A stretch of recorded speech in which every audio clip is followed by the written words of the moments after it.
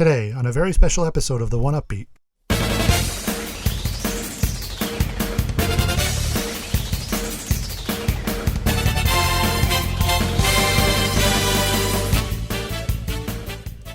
We dedicate an entire episode to the music of Final Fantasy VII, Nobuo Uematsu's masterpiece. We're joined in studio for the first time by our first live guest, and we'll be going over 4 different arrangement soundtracks from the Final Fantasy VII series. So kick back, relax, and get ready for an entire episode of Final Fantasy VII.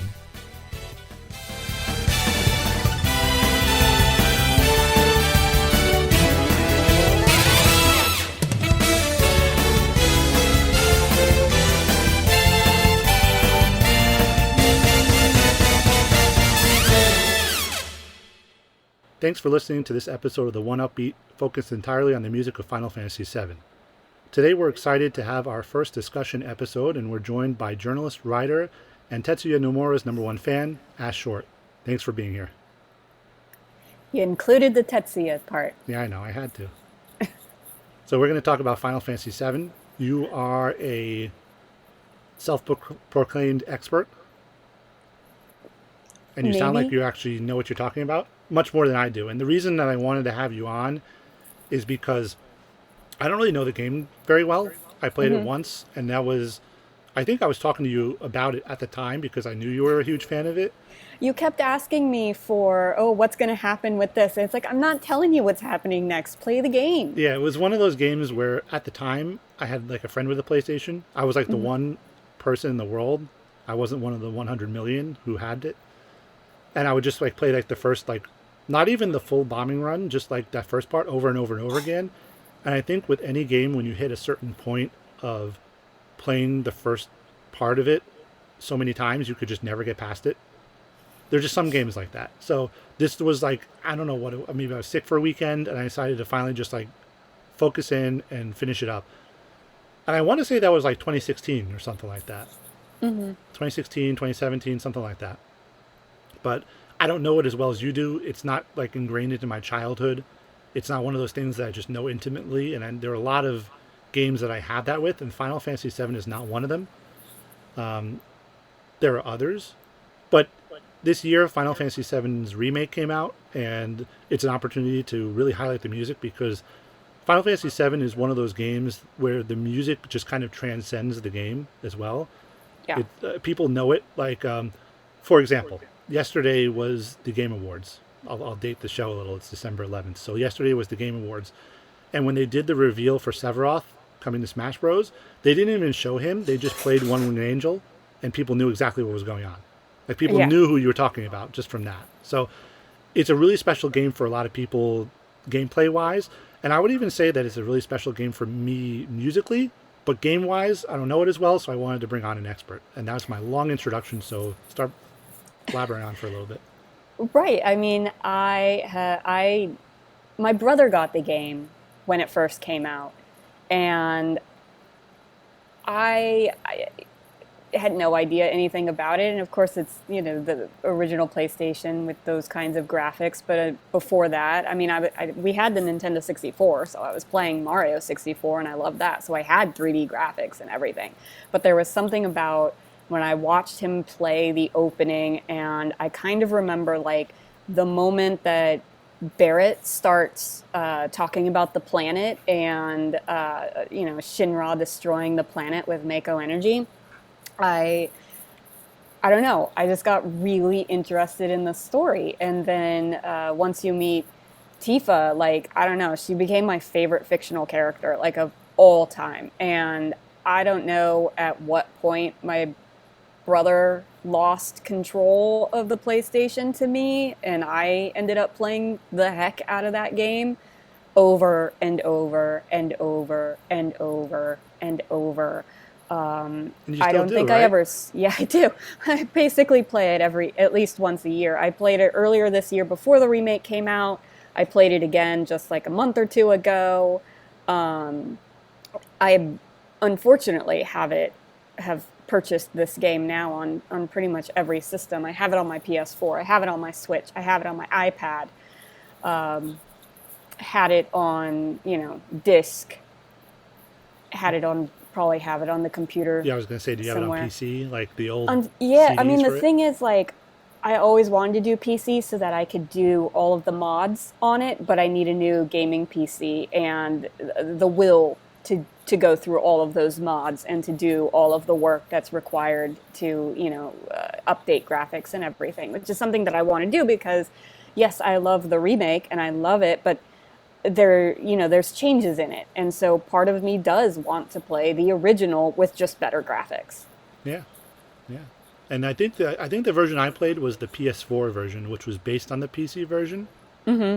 Yeah, every re-release of it is based on that PC version, kind of an emulator. So that's why all of the issues that existed there came over, these issues that didn't exist in the original PlayStation version. Yeah. But what we're gonna do is we're gonna play music from the game, and there are four different releases of music from Final Fantasy VII. And it's funny because, Well, there's more than that. well, yeah, we're gonna use these four just Yeah. because I like them. They're different enough. They're different in style enough. I think they've been like at least four releases of Final Fantasy VII music this year alone with the remake.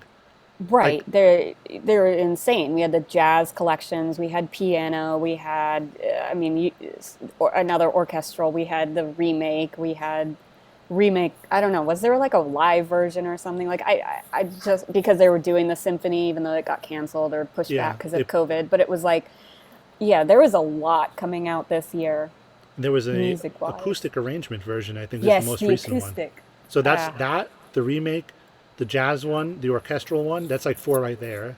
And I yeah. think there were like two or three different releases of the remakes soundtrack alone, which was like, but that's how important it is. Like they're not going to put out a product if people aren't going to buy it. Right. So Yeah, I had some of the different versions I ended up playing at my wedding. I had the jazz version of Tifa's theme play at my wedding. I had the remake song "Hollow Skies," which is the instrumental version of the song "Hollow" that plays during the credits with words that Nobuo Uematsu wrote for the remake. Or actually, I learned recently he wrote it for the original game and it didn't make it in there. So the words, I guess it was all, done for remake or whatever. oh really? I didn't know Yeah. that. Yeah. I like just read that like 2 days ago. So what the song itself was supposed to be for the original game, but or was it just For the whatever lyrics? reason, the song, I think the lyrics too, I was reading because, as far as all of the different songs in the remake and in Seven, and, I'm not one of those, I play the piano. I've played the piano since I was about 9 or 10 years old.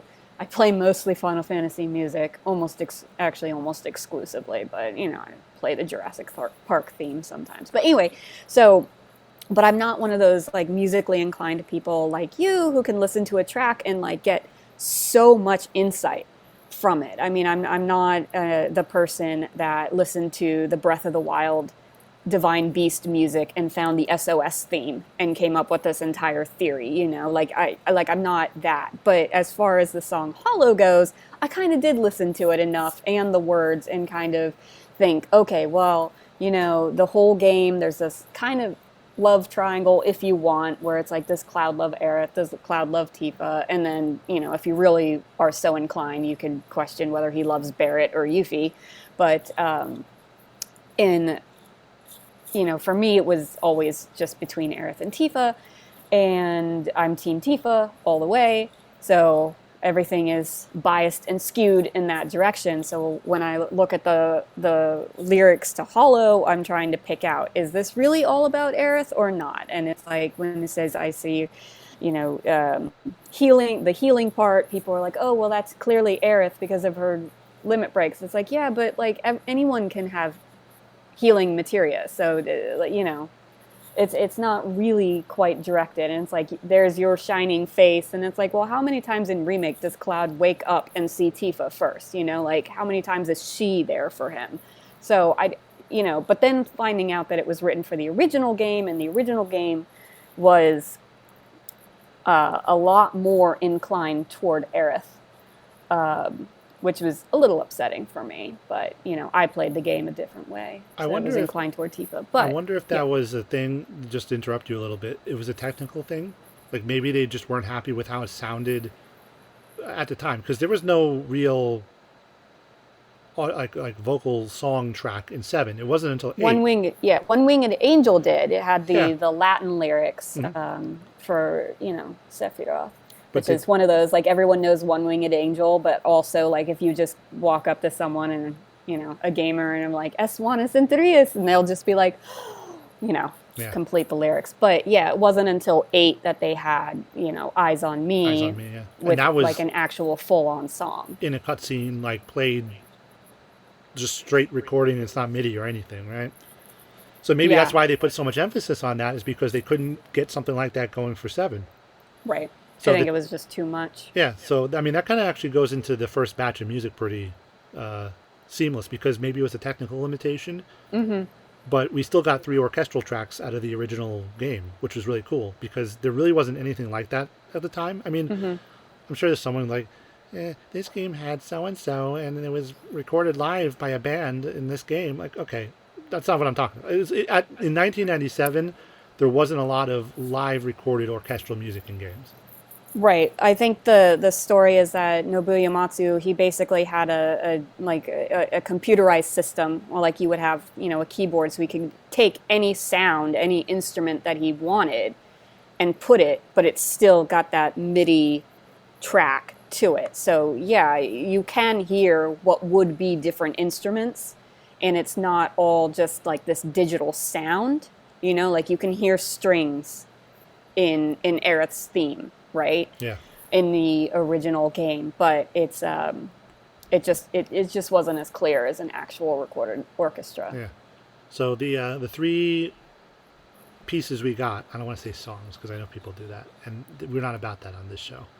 Oh, But I'm gonna say song a lot because I'm I know, I'm a but that's okay. noob. Well, I mean, I guess One Wind Angel is a song, right? It's got Yeah. lyrics, it's got singing in it. But and it's good that these 3 are the ones that are the orchestral ones that we're going to play in a little bit. It's the main theme from Final Fantasy VII, which is just the one. It's the overworld music, right? Mm-hmm. The Eris theme, which is beautiful, and by the orchestra when that hits that climax near the end, oh, there's a reason why you record that separately, right? Mm-hmm. And One Winged Angel, obviously, which was the big one. That's the one everyone knows. Everyone knows that from everything. That's the big piece from the game. That's the one that kind of blew everyone away at the time because, for a game you haven't heard anything like that. Yeah. So just to go over a couple little things here, Final Fantasy VII came out on January 31st, 1997 in Japan, and September 7th, 1997 in the United States. And it says that as of April 2020, it sold 12.6 million copies, and that's not counting the remake, which is like, at Yeah. the time, that's a big deal. Like, you could have, like, I think Animal Crossing has already sold more than that, right? I think so. But, like, at the time, not as many people were playing games. That's a big deal. That's a big thing.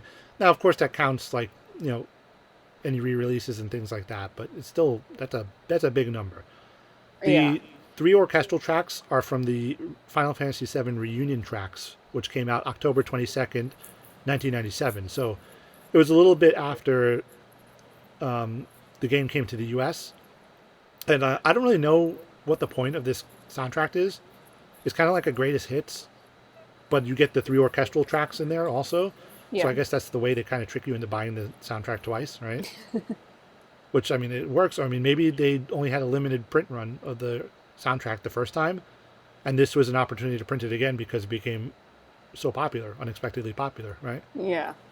Do you want to talk about these pieces at all? The pieces, not songs.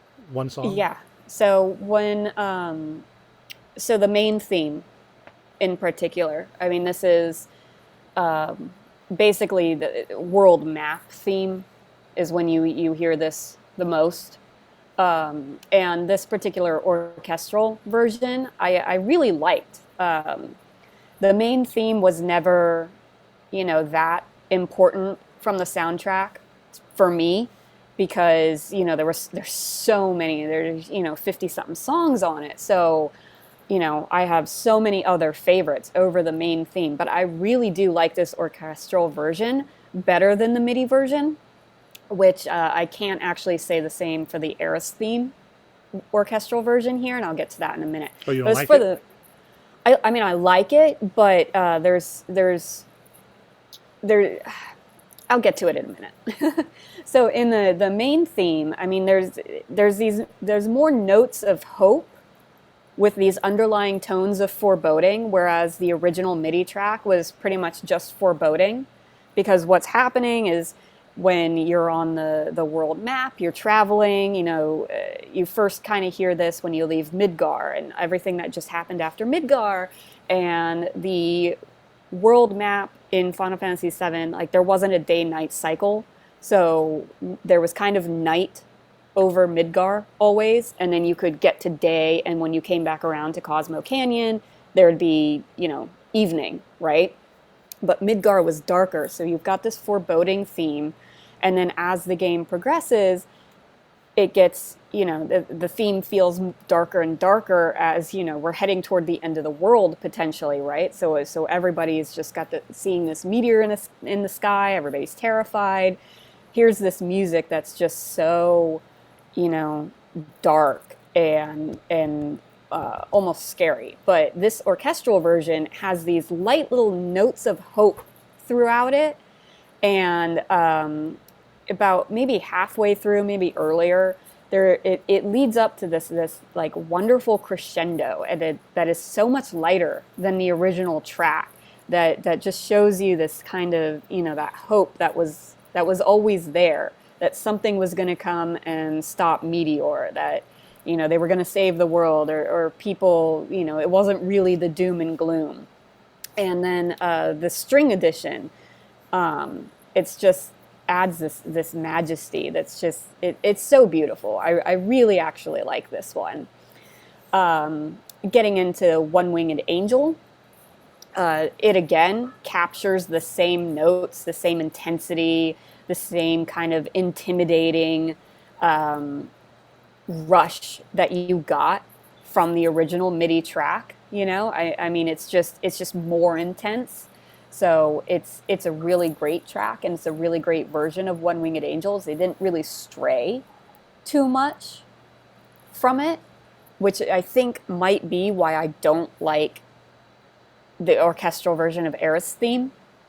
Because when you hear Aerith's theme for the first time in the game, Elmira is talking about her husband dying and how she found Aerith, which honestly for me, I didn't realize that was Aerith's theme until like maybe my second playthrough, years after the original, because you had just met Aerith, Flowers Blooming in the Church was what was playing, which is, a version, has some of the same notes as her theme. And so with Elmira, like I knew there was a sad song playing in the background, but I didn't actually realize that it was actually Aerith's theme until years later. So the moment in the game when you really hear Aerith's theme is with I guess I won't have a spoiler here. I mean, it's again, if you don't know what happens in this game halfway through, I mean, where have you been 20 years? But it's at the most tragic moment of the game, and it starts with just couple notes,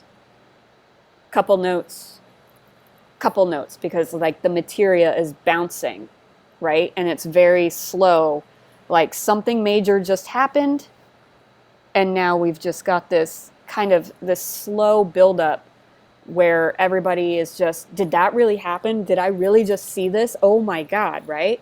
And then you get into the strings, and you get into the theme, and it's louder. But this orchestral version kind of has the main theme of Aerith's theme like right at the beginning.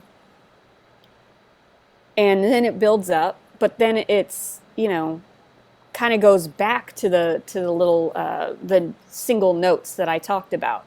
And so I think it really loses that that feeling you get in the beginning, where you're just kind of like thinking what is happening. Like to get it, the orchestral version just kind of like throws the theme right at you at the beginning. It's like, this is Aerith's theme you're listening to.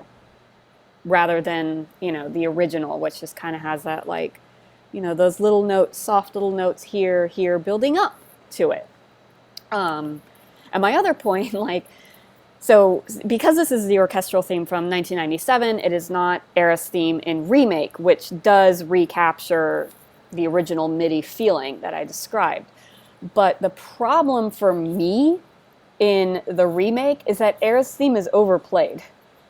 Sadly. Like, it was a really powerful theme, and in all honesty, it was probably my favorite piece from the original Final Fantasy VII score and soundtrack. Like, I listened to this one all the time. I think when I finally got the piano books, it might have been it was the first one that I tried to learn, right? Because, being a depressed teenager, it's like the perfect song, with like what happens in the game, with the way the song plays. I loved it. And so I was actually disappointed that it was played so often in Remake, because it loses that kind of mystique where you hear it when Elmira's talking, and then you hear it at the most pivotal moment of the game, and that's it. In Remake, it's like anytime Aerith's on screen, there's her theme. And it's like, why? Like, even at the ending credits, you hear Hollow, and then you hear Aerith's theme. And it's like, couldn't there have been like something else? Like, I know I love this song, but it's like, my God, like, it's everywhere. You barely hear Tifa's theme in the game, right? And it's like, just Aerith's theme is just everywhere. And like, I get it, it's a popular song, but it's like, this is too much. You're diluting it. That's just a directorial thing, but that's also a big complaint about the remake in general, right? Everything's just stretched out, and then you just have so much of the same thing going on over and over again, right? Not to get too much into the remake itself, but yeah, I mean, like, I won't say anything bad about the game. Like, there was character development in those long stretches, and yeah, some of it was annoying, but every Final Fantasy game has really annoying dungeons that you play through them and you're like, oh my gosh, this is taking forever. And then after you play the game, you're like, I never want to play that dungeon again. Every single one of them has that kind of memory. For me in Final Fantasy VII, it was the Cave of the Gi in Cosmo Canyon and the Shinra Mansion in Nibelheim. Even when I play the game now and it's so much easier for me, I dread those moments because I just remember how long they took me back in 1997. it's a weird thing because I don't know the game as intimately as you do. Mm-hmm.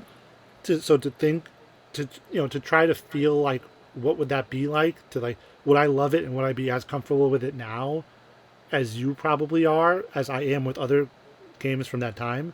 Like, there are other games from that time that I was really into at the time, so they're very easy to just jump back into now. Mm-hmm. And I'm sure, like, for me, playing Final Fantasy VII was very difficult now. It's just a hard game to get into for the first time today. And that's why there is value in the remake. But, I'm sure a game like Ocarina of Time might not be so easy for people to get into today, which is something that I'm very comfortable with now because I played it back then. Well, I hated the dungeons in Ocarina of Time, like, so much. I remember I'd always play the beginning. I could get through the Deku Tree. I liked it. And then as soon as it was like, all the other temples, I like handed the controller to my brother and I was like, you do this. I'm not. They were so how I was with 7. boring and tedious. Yeah. So I guess this is a good time to get into the music. People are probably asleep by now if they're not interested in these topics, but so we'll get into. Why are you listening to the podcast if you wouldn't be into these topics? I know, but people are weird. Sometimes they hate listen, right? Yeah. So there's always that. So we're gonna play the 3 orchestral tracks from the Final Fantasy VII reunion tracks.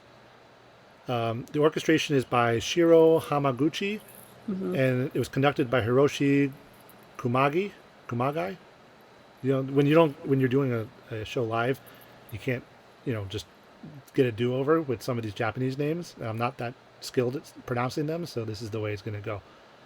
So we'll listen to these 3 tracks now, and we'll catch you on the other side. I hope you enjoy it, because it is very enjoyable. So please enjoy.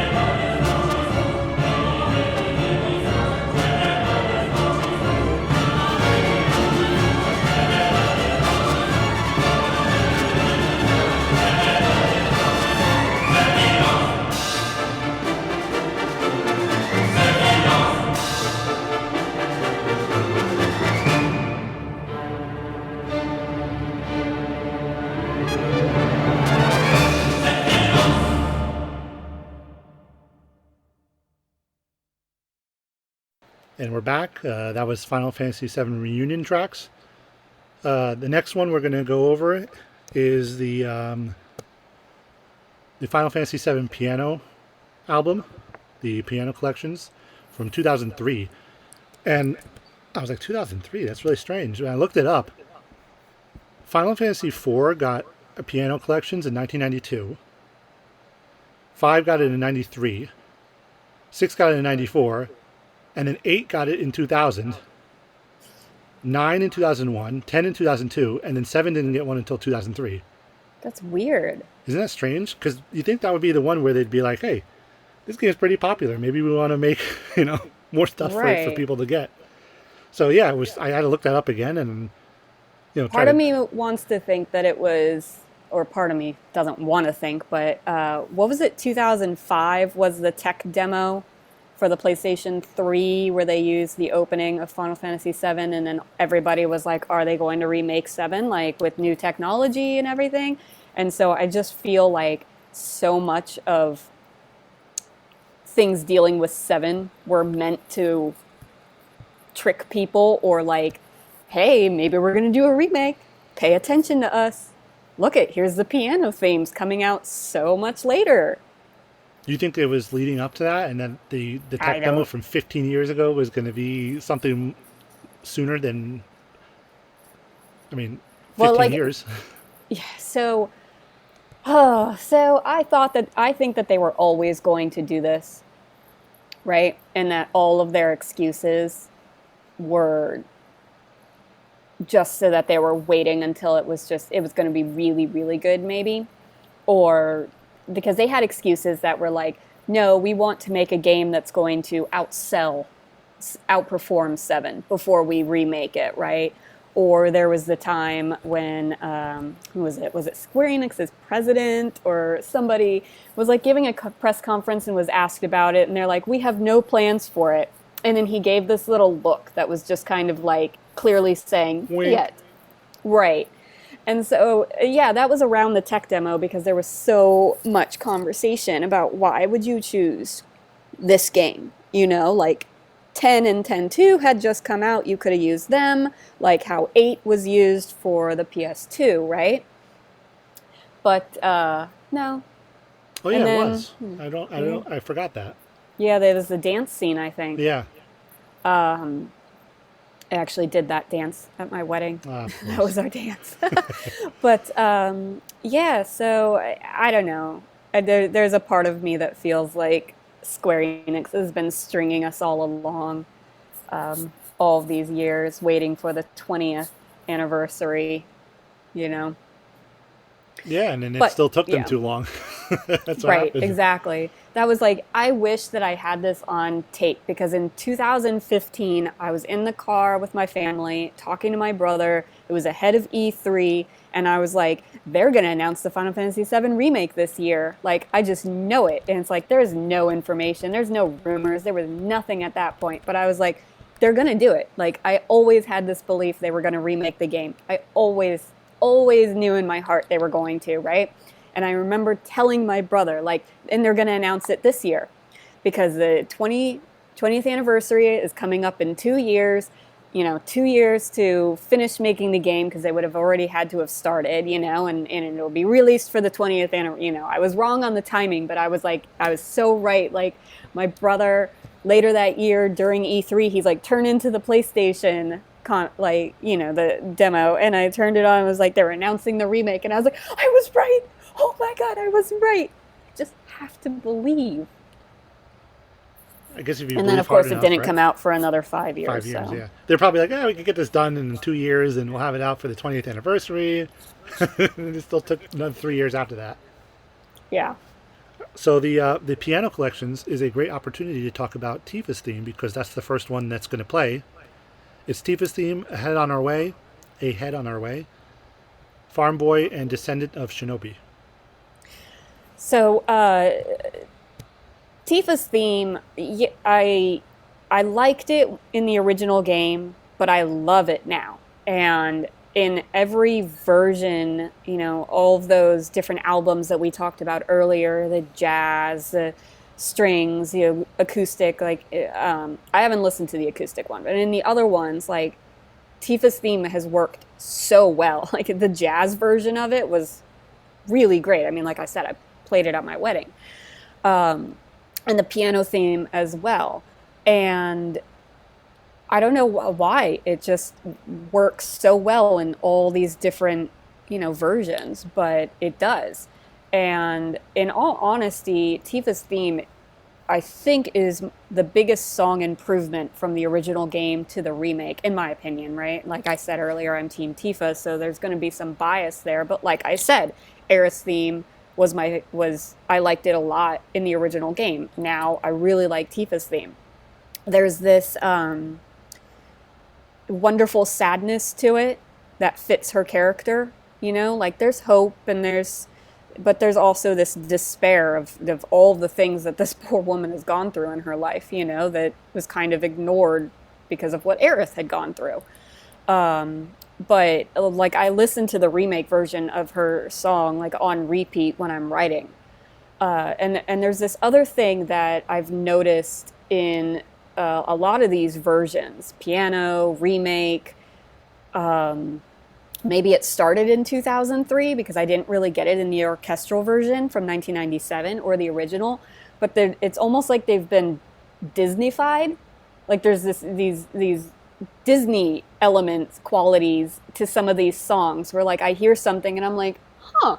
And Tifa's theme in the remake, and I think the piano theme kind of touches on this, has this crescendo of like chimes kind of early that just makes me think of like the Disney princesses and their themes, which is really nice. And this song is more rare, or Tifa's theme is more rare in the remake than Aerith's theme, to the point where it's kind of like, why? Like Tifa has so many more moments, honestly, than Aerith, but it's kind of nice not having her theme just constantly, like she's on screen, there's her music, like it was with Aerith.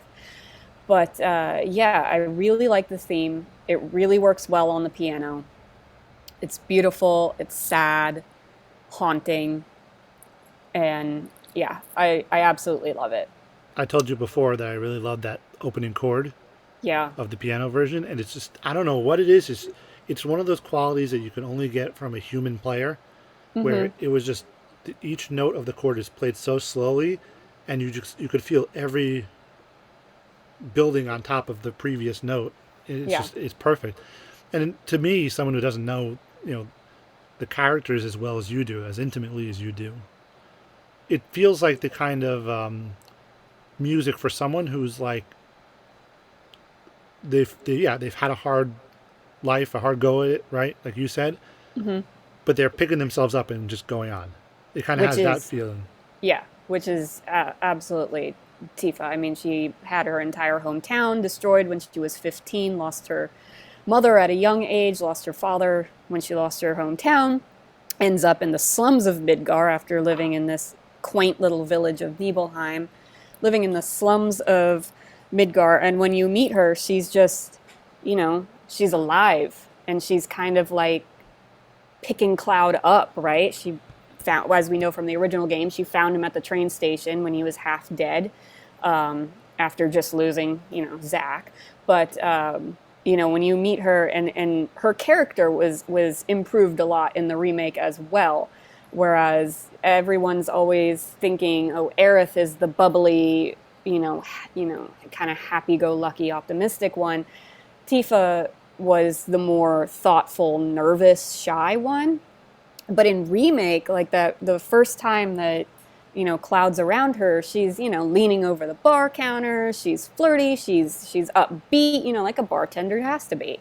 But then when you're running errands with her, and Cloud's kind of like, she's giving him, like some guff for like being so mopey, and I see in so many reviews people talking about how Aerith was putting Cloud in his place, and I'm like, so was Tifa. What? Like they both were. And in the original game, like Tifa didn't really do that with Cloud. She was more reactionary to him rather than, any kind of trying to pick him up as Aerith would, whereas in the original game, Aerith was very much like, oh, Cloud, you're sad? Why don't you be really sad? You know, when she goes to the Sleeping Forest and she teases him and stuff in a way that Tifa really didn't. But in this game, Tifa's actually more like Aerith, honestly. Like, her character got a big improvement, but she still has those sad qualities of, you know, someone who's suffered so much at pivotal times in her life, you know, who doesn't have the benefit of being able to talk to her dead relatives like Aerith does, right? So she still gets really sad. I mean, there was a point when we were in the sewers in the remake where I was kind of like, all right, Tifa, stop bringing up the plate. Like, we get it. Like, was Don Corneo telling the truth? Okay. We've had this discussion multiple times, you know? It was a little much, but, you know, her sadness and Cloud wanting to comfort her, you know, so much until he finally figures out how to hug, you know? If you get that particular scene in the garden, which I always do, because I'm just not going to watch Aerith or Barrett's version.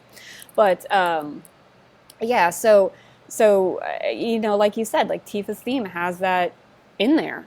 You know, there's this optimism in it, and this beauty in it, but it's also tragic. Yeah. I know you're a big Tifa fan, but do you have anything to say about the other tracks too? Yes. Ahead on Our Way is the theme that plays when you travel to Calm, which is the first village you visit after leaving Midgar. So about 10 hours into the game, you finally make it to Calm, and you hear Ahead on Our Way. Not the piano version, but, you know, the piano version lends itself very well because it's a very simple theme. It's a very much a pleasant starter town song. You know, I feel like the starter towns in every Final Fantasy that I play, like those songs get stuck in my head, or I'm able to recall them years later, much more than many other town songs in the game. So with Calm, with was the first town in Final Fantasy IX after you leave Alexandria and the swamp and everything when you make it there, like that one, or the village in Final Fantasy VIII where Zell grew up, or Besaid Island in Final Fantasy X. Like those are all like kind of the same kind of villagey warmth to them. And so the piano, you know, really captures that for Calm, and you know, it's really nice.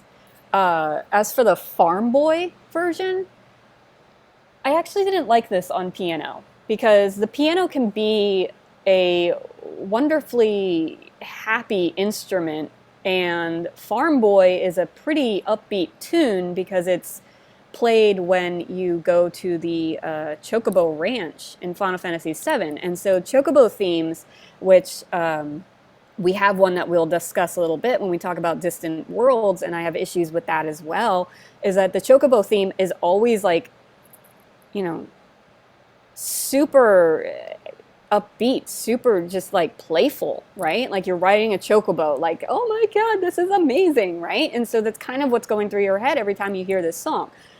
And Farm Boy was kind of a mix between, you know, the pleasant calmness of Ahead on Our Way and the, you know, the kind of agitated but happy chocobo theme, right? And yet playing it on the piano, it's like sad, and it's slowed down a lot to the point of, you know, it took me a few minutes to like really recognize it. And, you know, I like that they tried a different direction. I just don't think this was the song for it. Yeah, that's one of the things about these piano albums is you get very different versions of you know, it's the same tune, and if you try hard enough, you could figure it out. But you know, sometimes it's experimental and it's very interesting. Like Besaid Island is a great example. Because I finally played 10 fairly recently, and I always really liked the piano version of Besaid Island, but it sounds nothing like the game. Right. And at first I was like, yeah, I could kind of see how that's a similar thing because I'm so familiar with the piano one almost more than the game version. Right. And sometimes it works. I Yeah. just don't think it does with Farm Boy. Descendant of Shinobi, which is essentially Yuffie's theme, is another one. I think it does better than Farm Boy as far as the what they were going for on the piano, but it loses a lot of the spunkiness of Yuffie and the song. And but there is like a childlike quality to the piece, which is, you know, because every Final Fantasy has that one female character that's like acts like a child, right? The Genki ones, right?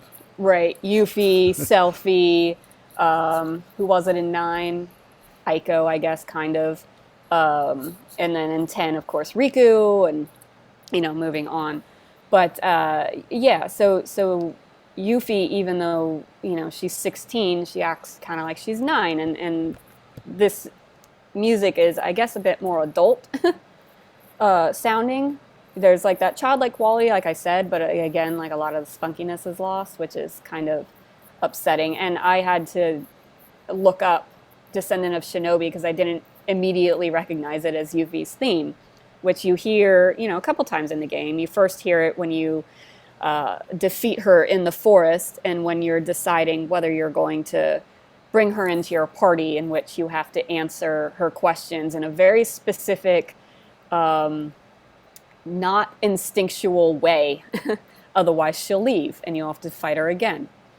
But yeah, it's a humorous scene because she's like, "Yeah, I'm so great," and you're like, "Yeah, oh, I'm scared." And then she's like, "Yeah, well, you want me to come with you?" And you're just like, "Nah, not really. We don't need you, right?" So it's like humorous because you have to basically, you know, try to not get her to come with you, and then she'll come with you. So it's kind of a humorous scene, and this piano version kind of loses that, It's too serious, you're saying. It's the album closer, too. That's the other thing. which is an odd song for the closure. The Yeah. closer, you know. I mean, you'd Unless they were, think you'd want something, you know, more recognizable, something bigger. yeah, or they just thought they were, you know, they just looked at the title tracks and they were go, oh, this one will be a nice little upbeat way to end it, and then the arrangement was a little different, I guess. But Maybe. yeah, I don't know. So I guess we'll get to listening to this one.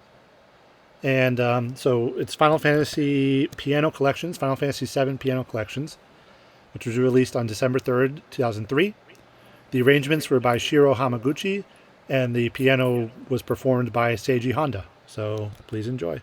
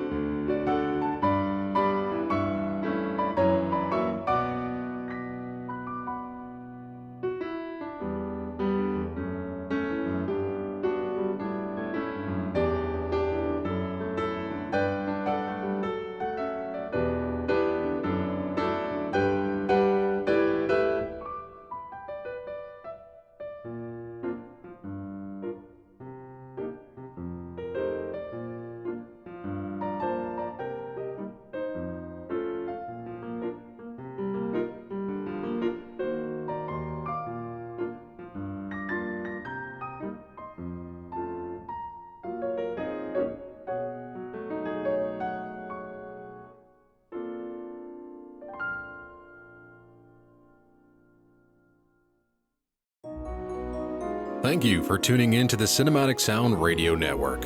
I want to thank Tim Burton for providing his voice for all the bumpers and stingers you hear throughout the show, and to David Coscina for providing Cinematic Sound Radio's intro music. If you have any questions, comments, or concerns, please email us at cinematicsound@yahoo.com. You can find us on social media at CinSound Radio on Twitter, at Cinematic Sound on Facebook, and from wherever you're listening to us today, please leave us a 5-star rating and a positive review. Reviews help introduce potential new listeners to the show. While you're at it, head over to TeePublic to find yourself a Cinematic Sound Radio t-shirt and support us on Patreon by going to patreon.com/Cinematic Sound Radio. And don't forget to check out Cinematic Sound Radio at cinematicsound.net.